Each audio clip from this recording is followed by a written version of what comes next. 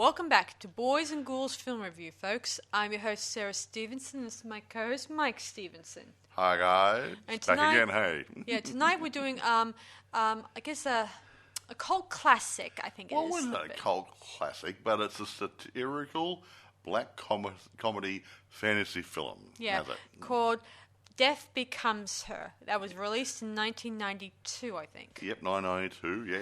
Yes, and I think it's an awesome movie, and it was really, well, I don't know what it was like back then, but it was pretty awesome where I stand. Well, we think it was pretty damn good. That's why we're reviewing it. But, however, to each his own, obviously. There's also another reason for it. One of the main actors, you may know him, Bruce Willis. Everyone knows Bruce. Yeah. He's looking at retiring this year. He's not very well. He's having trouble with his lines and stuff. For some reason, he can't string 2 or 3 sentences, and that will make it difficult for him to act. Yeah, it's sad. It happens, guys. It happens to the rest of us who have learned and struggled with spelling. So it's a bit sad that his has to end very shortly. Okay. It's like me. I'm going to be vague sometimes too. Anyway, moving on, Mike. Okay, here we go. I'll go through the usuals. Produced by Robert Zemeckis. Zemeckis. Zemeckis. Zemeckis. Yeah, Zemeckis. Whatever. And Steve Starkey. Directed by Robert Zemeckis. Written by Martin Donovan and David Cope. Now, I'll go through a few of the people here. Meryl Streep's in it. Yeah. She plays, Bruce Willis is the main guy, sort of, but he's married to Goldie Hawn. No, she's not. They're engaged. Oh, they're engaged. That's right. And he's engaged, and he drops her for Meryl Streep. And they get married, and there's an ongoing problem with the two ladies for quite many years, but later on they become friends. But Sarah will tell you all about that. But there's a lady in it, antagonist, or not an antagonist, a weird lady, Isabella Rossellini. She is so good looking and so sinister and mysterious in this role. I wouldn't say she's an antagonist. I think she's more of a sinister sorcerer. I did change it. Yeah. I did change it, okay. She's the fly in the ointment who helps the storyline. How's that? But she's very beautiful and sinister and mysterious in this role, and I can't think of anybody else well suited for the job. Yeah. I won't go through all the other people. Yeah, because they're mostly co-extras or extra extras, and people you naturally, maybe just making a cameo. Yeah, it's not like a doctor or in a hospital and say, oh, this person has got a heartbeat. I better walk out of here and they have a heart attack themselves. Well, it's not worthwhile. Originally, this movie was going to be a sequel to Tales of the Crypt from the original one that came out in 1972. Okay. This was going to be, I guess, an anthology series, but they decided to stretch the story out because they thought they had something really going good there. Exactly. When you think about it. So, I'm kind of glad they did stretch it out, and they kind of made this story into a bit of a longer segment instead of just a short one that could have been short. Instead of short tale, they made it into a movie, and I think it'd go as good as a movie. Yeah, I don't know what would have happened if they cut it really short. They kept it quick all the way through. Straight to the point. Yeah, straight to the point. I would have lost something. It would have been. It really benefited good from character development and whatever. So yeah. True. Excuse me. Yeah. So anyway, there's no point in talking about the extras or co-extras or the cameos. But talk about the story. Yeah, for sure. So the story takes place back in the 1970s, I think. 1978, thereabouts. And Madeline, played by Goldie Hawn. No, not Goldie Hawn. Madeline? No. It's not Goldie Hawn. That's the other one. Man, he's an idiot. Meryl Streep plays Madeline. Meryl Streep, plays her, dummy. Helen's the other one, yeah. She's performing in a production called, let me see, what's it called? Songbird of Youth, which is given the thumbs down, technically. Everyone thinks it's terrible. It was crap. Yeah. People walked out on it and stuff. And yeah. And after the performance, Ernest and Helen, her best friend. Ernest is Bruce Willis. Yeah, who is really impressed with her performance, but then again, he's attracted to her sexually. And she begins to flirt with him, and Helen is worried that he'll soon go for her get under her skin or stuff, or him or her getting under his skin or all that stuff. He was taken by her. No matter how bad the performance was, he thought she was great. She then showed up when he was doing surgery on a patient, and Helen hears about it and thinks that there's something going on, and she's right, because as it turns out, a few months later, they got married. Ernest and Madeline have tied the noose and have gone down the aisle. Well, 7 years later, tie the noose, tie the knot. You get the picture. Whatever. Well, 7 years later, Helen has gone over the deep end. She's now like 200 or 500 pounds overweight. I don't know how. Not 500 pounds though. She's put on a few pounds. It looks like a lot. She's gone from about compared to me, guys, I was skinnier compared to her. Don't go into a bio on yourself. Anyway, she does go to a mental institute after not paying her rent and probably making a nuisance of herself. And eventually, after 7 years later, she's got back on her feet again. And looks really good. And she's invited Madeline and Ernest to a premiere for her upcoming book release, whatever that is. And it's... Well, Madeline is actually quite aged a lot. She's no longer the youthful actress. She's got bags, raven's claws under her eyes, whatever they call it. So you got crow's feet, and she got baggy eyes, and she got a bit of weight on. Yeah. Anyway, she goes to her plastic surgeon. Originally, she had Ernest to take care of her plastic surgeon needs, but now he's gone from paying a plastic surgeon to a morgue tactician. Yeah, well, he works in the morgue, making the bodies look nice. Yeah, a step down from his usual And he's an alcoholic role. now because she's driven him batty and drove him to drink and whatever. And as most good wives do. Yeah. So she goes to her plastic surgeon, and they say, sorry, we cannot do any plastic surgery because you just did one, say, a couple of months ago, and we think that you should wait a couple more months. She has a bit of a meltdown. But eventually the owner in charge, tells her about a nice lady, a person who knows a way of making sure that she gets what she wants at the end. So he hands her her card, and she just tears it up and just throws it in a bag. Yeah. And then on the night of the premiere, night of the premiere, she meets Helen, and we think she's overweight, but then we see, oh my gosh, she's a Jessica Rabbit lookalike. Yeah, nice slender beautiful body, beautiful red dress, blonde hair. Reddish blondie hair, whatever they call it, and she looks beautiful. Gorgeous. Dear old Ernest is taken in by how much she's changed. Yeah. Gone the mousy brunette. Now the beautiful Jessica Rabbit. Jessica. Yeah, what's up, Doc? Well, the Jessica Rabbit is what I described. And now she came over really sexy, but we're not talking about Jessica Rabbit. We're not talking about Who Framed Roger Rabbit, are we? Well, if you want to review that later on, we'll review Who Framed Roger Rabbit. But a lot of reviewers have commented how much she does resemble that Jessica type of Rabbit. character. Okay. Anyway, back to the story. Then later on, Madeline heads off to meet her boy toy, her lover. Toy boy, not boy toy. Okay. You got it the wrong way around. Sorry. And he rejects her for a much younger, his age girlfriend. Yeah, well, why not? I would.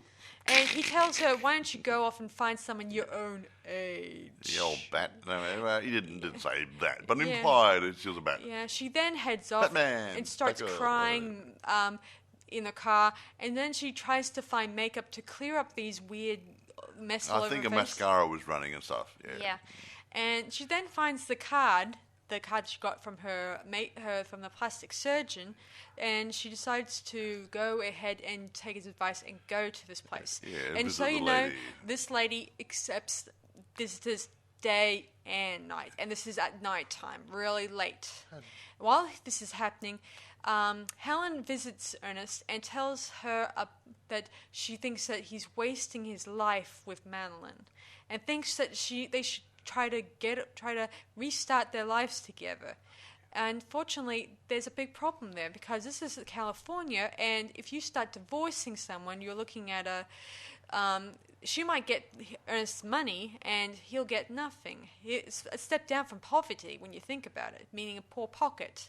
And seeing as she's very popular, she may get the biggest lawyer out there to back her. Screw him over, another blood-sucking vampire. Yeah. So Helen comes up with this plan. She suggests that they drug Madeline, make it look like a car accident, and drive her off a cliff.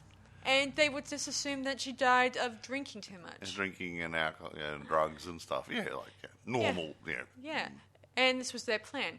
Meanwhile, back to Madeline's, she visits the place, and it's like Frankenstein's house there. Oh, no. A lot more fancier, but very... Well, Dr. Frankenfurter. Yeah, or young Frankenstein's house. A very nice mansion-type place, but a bit gothic-y looking and stuff. And really ominous. Yeah.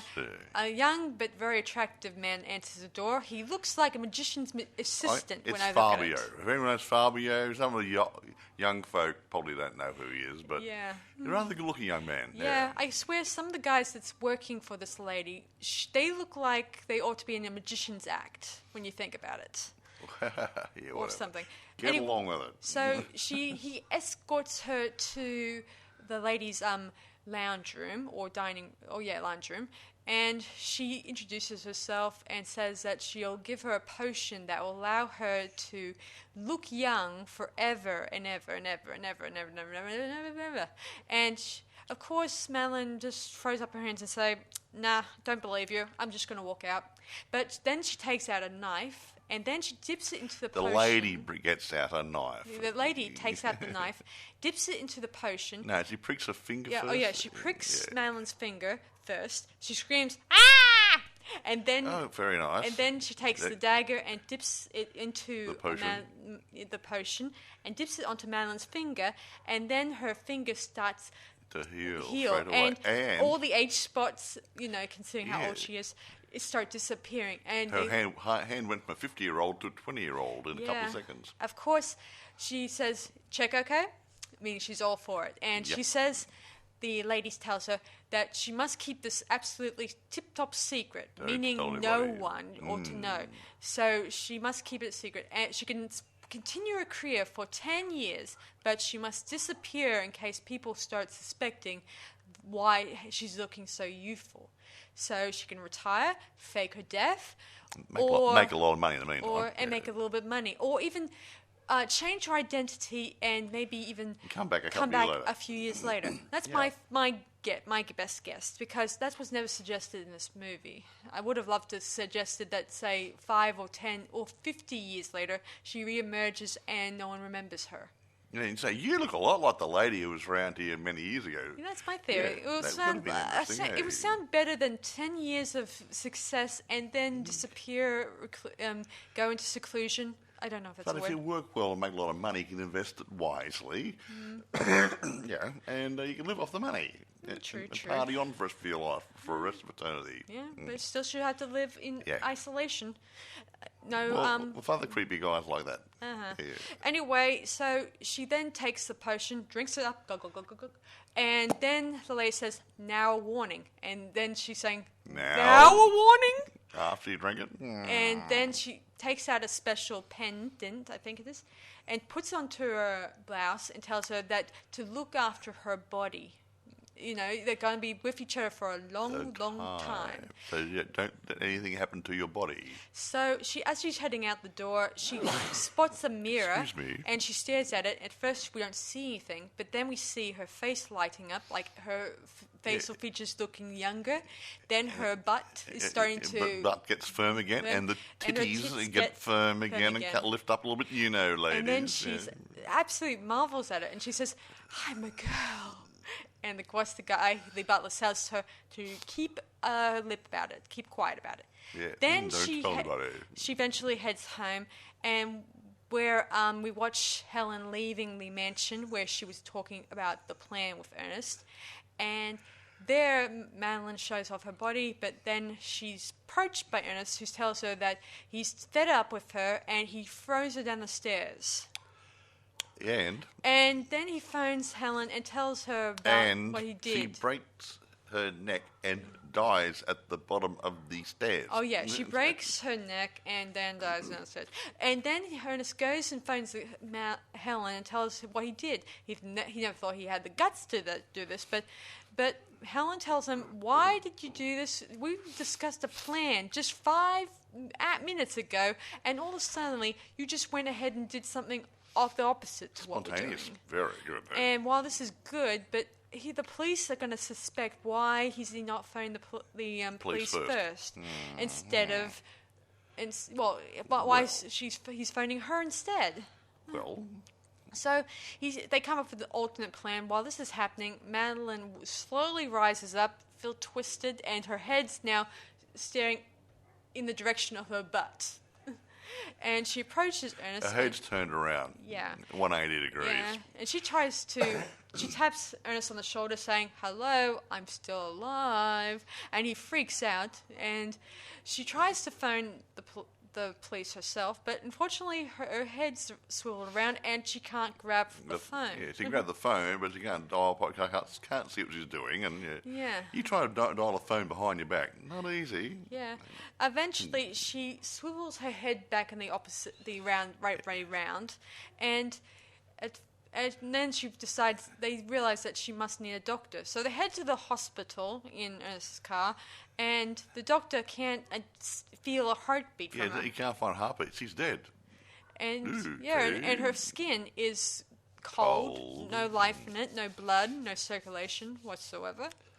And she passes out, and the hospital attendants think she's dead, so they decide to take her to the morgue and put in the fridge. Yeah, and Ernest goes down there and realizing that she will be pissed because she's down there. So he goes down there and he unlocks the freezer or the fridge. Let her out. And let her out, and he takes her back to the house, and where he gets later on at the morgue. What was it? The sample stuff that she works with to help her look better and all that stuff. He put some makeup on her and stuff and fixed her up a little bit. Yeah, it's mostly airbrush or spray paint. Yes. He explains this in a brief meeting with a lady at the book party and told her how he was able to make her aunt look younger, and he told her about how he uses spray paint when makeup will not work. Yeah, well, it's a dead body. You're not going to complain about it, but you want to get a good, a nice matte finish or satin finish, probably. Yeah. Helen arrives, and she tries to work out what is going on.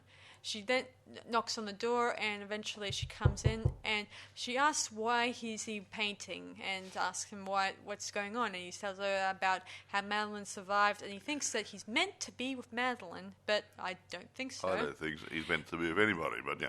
Yeah, he then Madeline hears what they've been planning and plotting. She then heads downstairs to get one of the shotguns. And yes, everyone should have a shotgun in the house. And then she shoots Helen in the chest, square on into her stomach. Abdomen. And Ernest is like, "Oh my gosh, you just killed her!" And she says, she falls into a pond of water, and all the blood and everything. It looks really, really, really, really good. Yeah, they begin to make plans of burying her in not Death Valley, somewhere.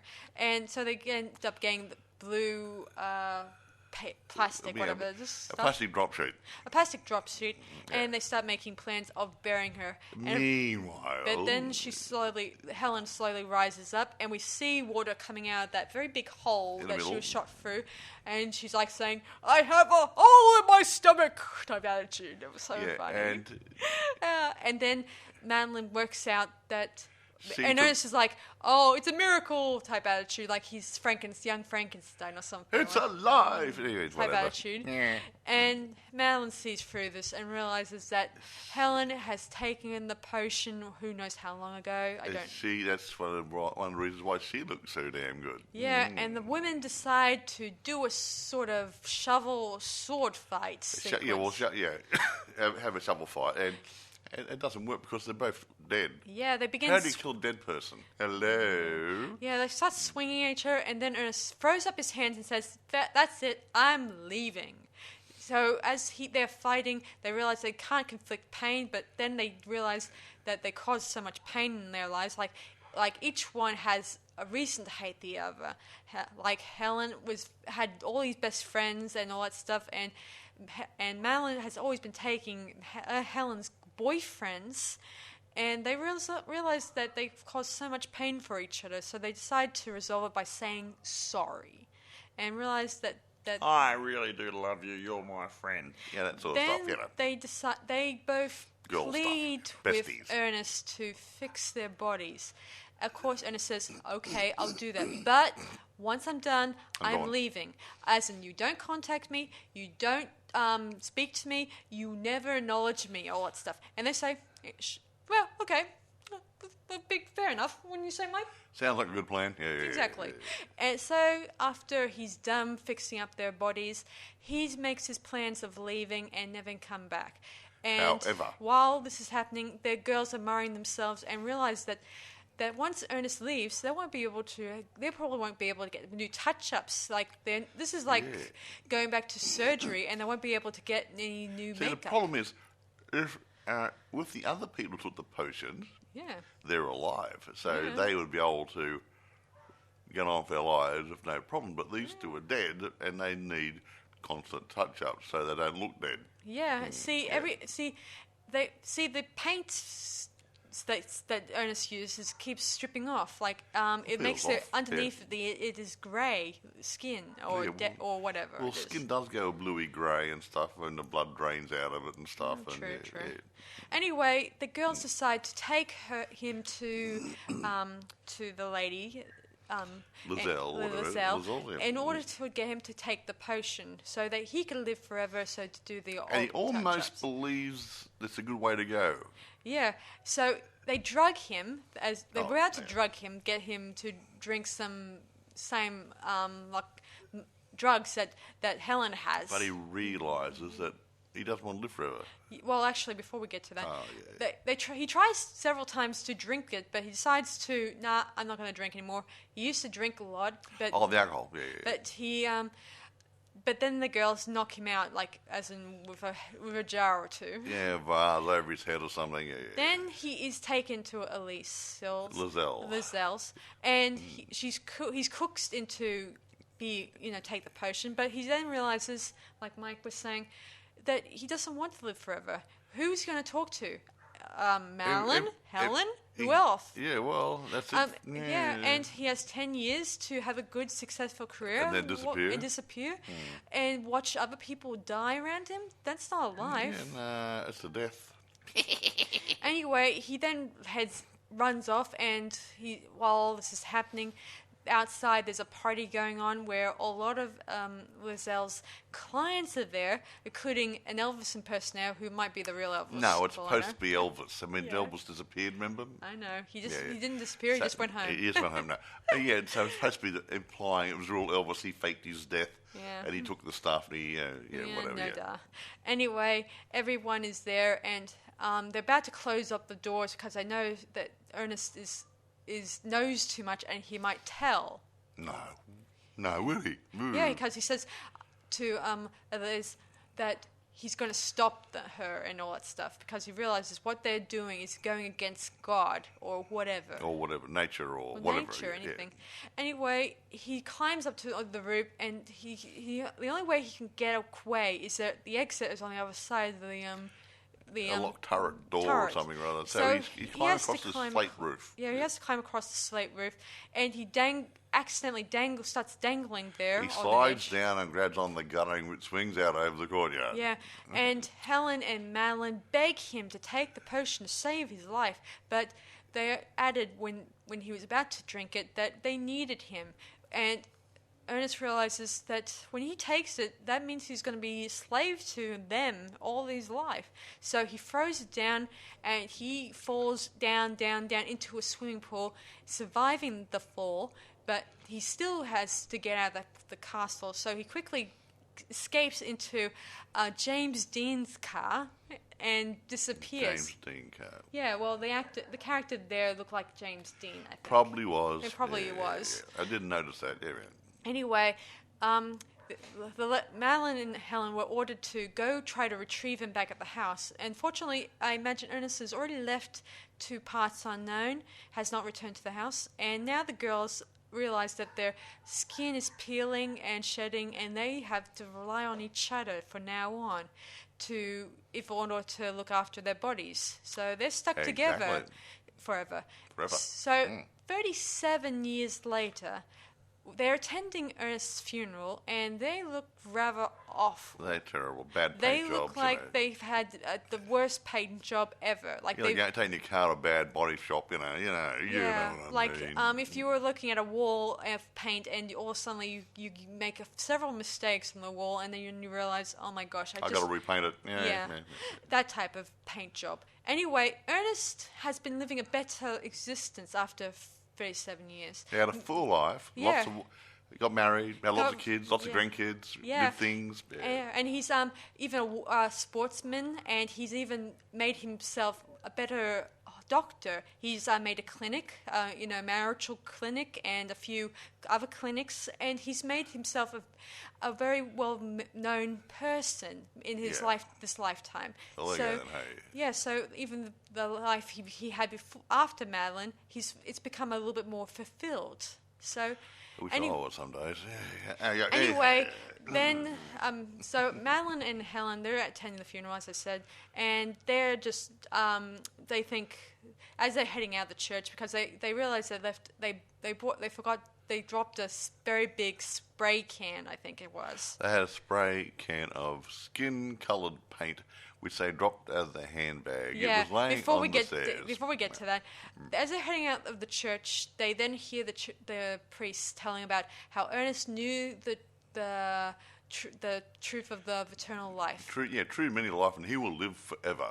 Yeah, and they just look at each other and go, bullshit, blah, blah, blah. Yeah, Even though Ernest did learn to live life to the fullest. He did. Anyway, the girls head out of the church, and they notice how brutally damaged their paint jobs on each other's face. That was terrible. They look like they were, like Mike says, a car that's in need of a proper paint job. Well, going to a bad body shop and the paint's peeling and stuff. And and they're walking funny, like they've been either disjointed or broken badly. Well, they've damaged a few joints as they go along through life, 37 odd years, And we then find the paint can, spray paint. We see it on the ground. Yeah, it's on the ground near the stairs, and the girls are yelling and complaining to each other. And then Helen trips on the spray can, and is about to topple over. But then she grabs Madeline's hand, and she tugs her, and they both tumble, and then they hit the ground, smashing into a few pieces.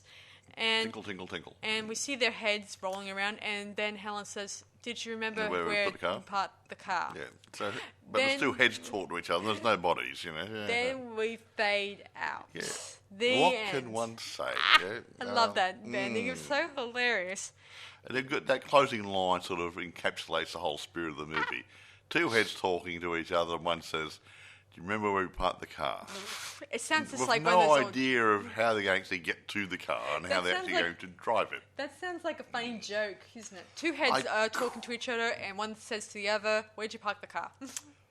I could mention things, but we might get taken off the air. But I gotta admit, that was an interesting ending to the movie, and I'm kind of glad after all these years they haven't done a reboot or a spin-off. No, look, I'm glad it hasn't been remade, because I think Bruce Willis is a fine actor. I agree. And the two ladies, Meryl Streep and Goldie Hawn, played two good roles in this. I agree. They really bounced off each other so well, and I cannot imagine anybody else carrying the movie.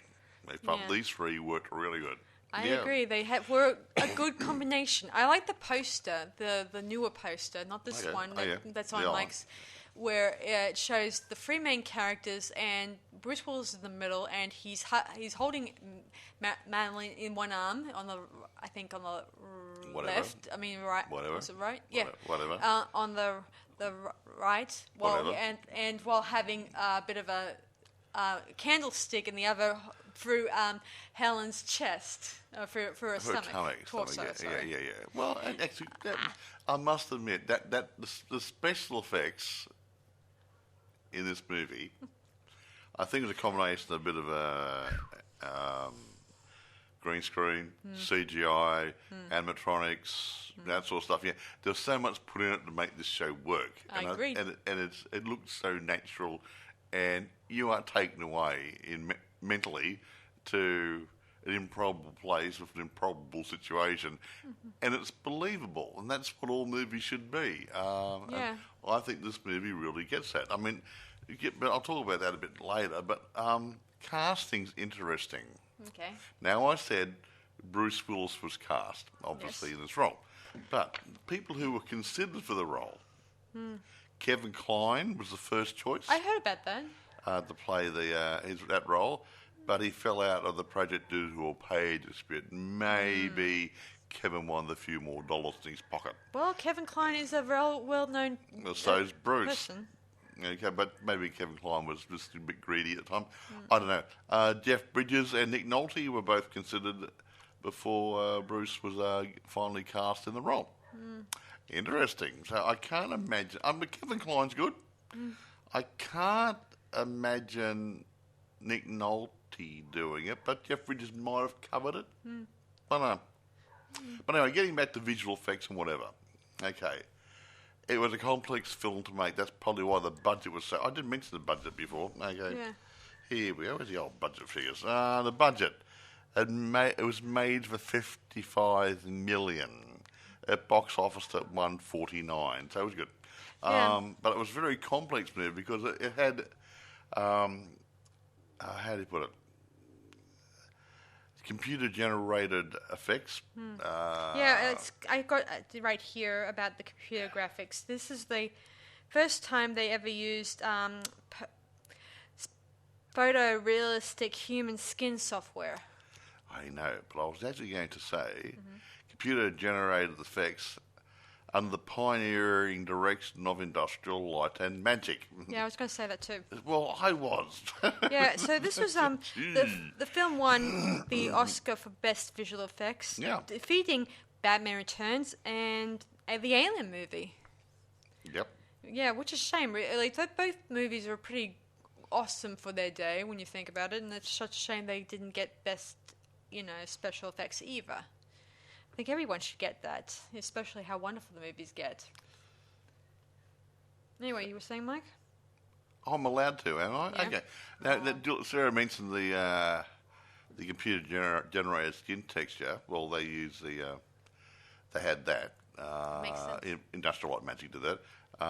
And Madeline's head neck was broken and twisted around. That was done by Industrial Light Magic as well as also when her head was smashed in and went down partly inside her chest cavity. Yeah. It was done really, really good. So I just don't know. There's a bit of blue screen technology, animatronic, like I said,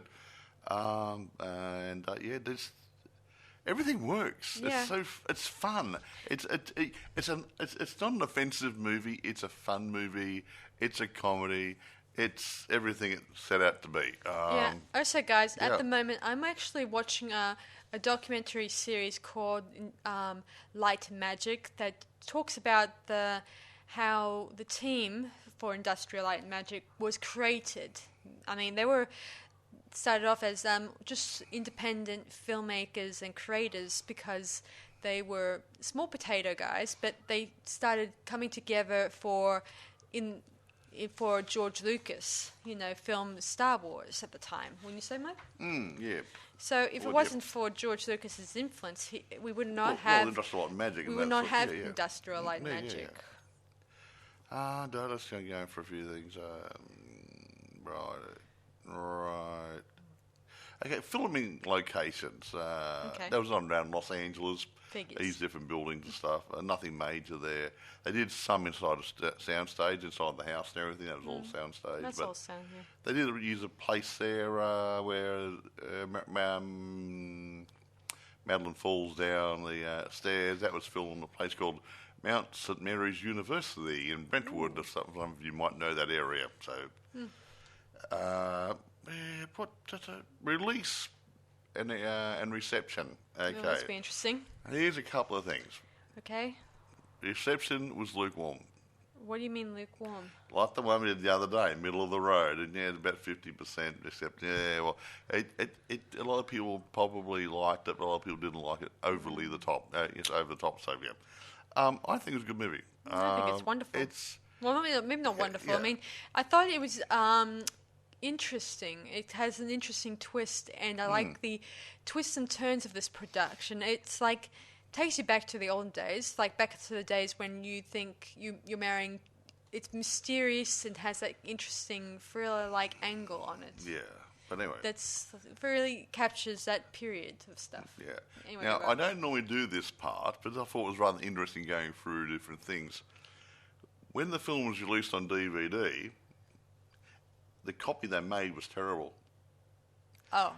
No, the quality of its transfer had been said to suffer from excessive grain, blur, muted colours, blah, blah, blah, blah. They had to redo it later on. It was really, really bad. You would think there'd be something called quality control in there. So they had to redo it later on. But when I first, how the hell could you just, a brand new movie coming out, being transferred to DVD and coming out as like it's a second or third or fourth generation copy?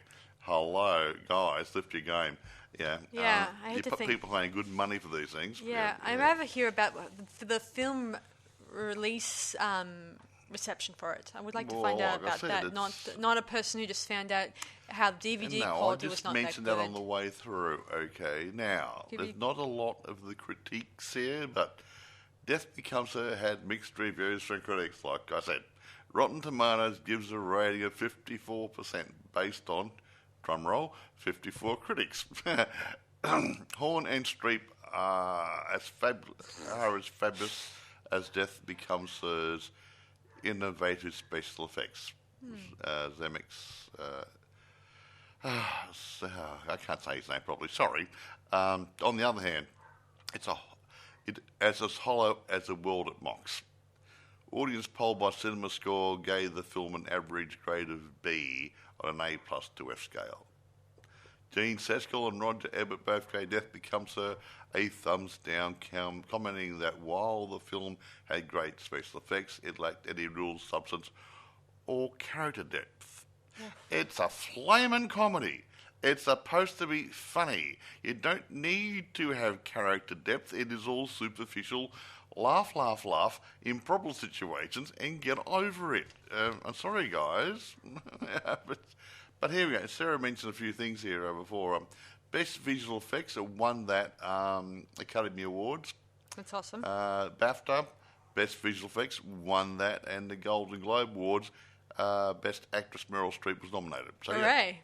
So it was put up, and a lot of special effects, and Meryl Streep was nominated for an award.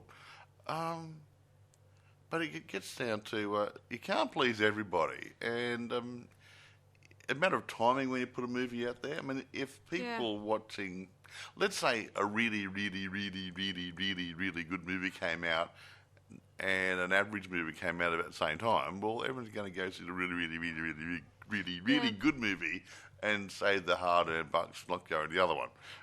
This could have been a matter of timing when it was released. I don't know. Yeah, I read somewhere that Meryl Streep, she thought she was going to play Helen's role, but that she didn't realise at the time that she was going to play the singer dancing Madeline. She handled it well. Even though she handled it really well, she pulled off playing the showgirl type woman in the movie. Exactly. And no, she looked really good. She looked really good. And I don't know if she actually sang herself or was a dubbed voice, but I think she sang. Yeah. But well, if not, it was a good matching. Yeah, I thought it was pretty good. Anyway, by the way, I didn't check availability on eBay or Amazon, but I would presume it's out there because it is a good movie. I could go and check now, but no. But I think that it's definitely out on YouTube not YouTube. I mean on through eBay and Amazon and other platforms such as that. You should be able to purchase or rent a copy. Considering this movie is mainstream-ish and it's good, and it's a good movie, and it has a good reception backing it. Yeah. Anyway, do you want to rate it now, or do you want anything to ask? I've got nothing bad to say about the movie. Me neither. I can think of a couple of technical things, but that's just me being pedantic. Well, actually, I will mention one thing. If their bodies were so brittle when they fell downstairs and broke up like statues, how the hell could they bloody well walk and move? But that's just, it's a fantasy, it's a comedy, so you turn a blind eye, that sort of thing. So all I'm going to say is, I'm going to give it, 9.5. I'm going to give it 9.5 too. Yeah. I mean, I did like the special effects. I like the fact how the girls realized that their bodies would not were needed maintenance every time. Yeah. Because their bodies were, by the time 37 years happened, their bodies looked like they were totally run. Oh, damaged. The wrecks. It definitely wasn't the portrait of Dorian Gray, was it? No, nope. No. The other way around. I imagine all the other people didn't have feuds between people who also took the potion. Exactly. But anyway, it doesn't matter. And they want to call us quits now. I can't think of anything else to say about it. I can't really have anything negative to say about it. No, it's a good movie. It's fun. And look, if you like Bruce Willis, everyone says, oh yeah, Die Hard and The Expendables and all the other good groovy movies. Yeah, but he's good in comedy roles. Yeah, he started off in Moonlighting, and that was a comedy role. Cool. Yeah, comedy series. Yeah, I have nothing against him doing a bit of comedy. I mean, he's funny. He's good at it. In this one, I didn't recognize him till some people pointed out this is Bruce Willis in those filmography things, and I realized, really that's him. I didn't know. I didn't see through the mustache and he was wearing a moustache and glasses. And he's wearing a cardigan like a normal. Middle class guy would be wearing. You just didn't pick him thinking like going around bare feet, no shirt on, shooting somebody, But no, it's just the man next door. And he looked old worldly, like he ought to be in the 1950s, not the 19. Very conservative type person. Yeah, It's quite fun. It's a good movie. If you haven't seen it, and I'm saying, look, I'm oldish, almost 70, another year or two. And I've seen a lot of movies over the years, and I don't know the age bracket of you guys listening to these podcasts. Now, if you're about 20 years old, I've seen a lot of movies over the years that you might not even know exist. Now, bearing in mind, this was done in 1992, and if you were 20 years old, it was done about 8 to 10 years before you were born. And that's what I'm saying. If you haven't seen it, it's a good look. Yeah, it's fun. And it's not creepy and nasty like a slasher movie would be, or even a black comedy like that. It's good, clean, wholesome, fun. Yeah. Black comedy thing. So it's good, and it's fantasy, and so it's not blood and guts and gore. Even the kids could probably watch this one. Yeah. I admit, I did see this when I was very young, and at the time I thought the ending did scare me a bit because. Marilyn and Helen, they broke into pieces and they were still alive. Yeah, and it was fun. But it was funny. And I gotta admit, that type of life, I don't think I could stand, even if actually, it were. I'm going to try to say this guy's name one time. The guy who produced it and directed, Robert Zemeckis. I think that's the right pronunciation. Now, Robert, I'm sorry if I got it wrong. Yeah. But I don't know. But anyway, irrespective. You did a good job, Robert. Produced and directed, I love it. Mm-hmm. I thought it was pretty cool. Anyway. Actually, David Cope's come for writing. I thought we saw his name again for writing something else recently, didn't we? Yeah. Yeah. So some people bounce around. They're good scriptwriters out there. Well, they do work in in many circles, Mike. Yeah. We'll borrow him. He's a good scriptwriter. Yeah. Whatever. Yeah. I mean, once they hit a different direction, you start seeing a pattern with some of their movies. But the good pattern in this one is it's watchable and it's enjoyable and it's funny. Like if it was written by Tim Burton, you could see it'd be a bit blacker. Yeah, it would be it'd be darker, different, really weird. Yeah. And always a bit of a different throwback from other movies when you think about it. Something like that. Anyway, that's about it for us tonight, guys. So I hope you guys enjoyed this podcast, guys, and I hope you guys join us for the next one. Oh, I hope so. I look forward to these. It makes my day. Makes my entire day too. Anyway, thanks for listening to our latest podcast, everyone, and we'll see you guys for our next one. Bye. Yay. For now. See you. Bye. This is Sarah Stephenson. Bye.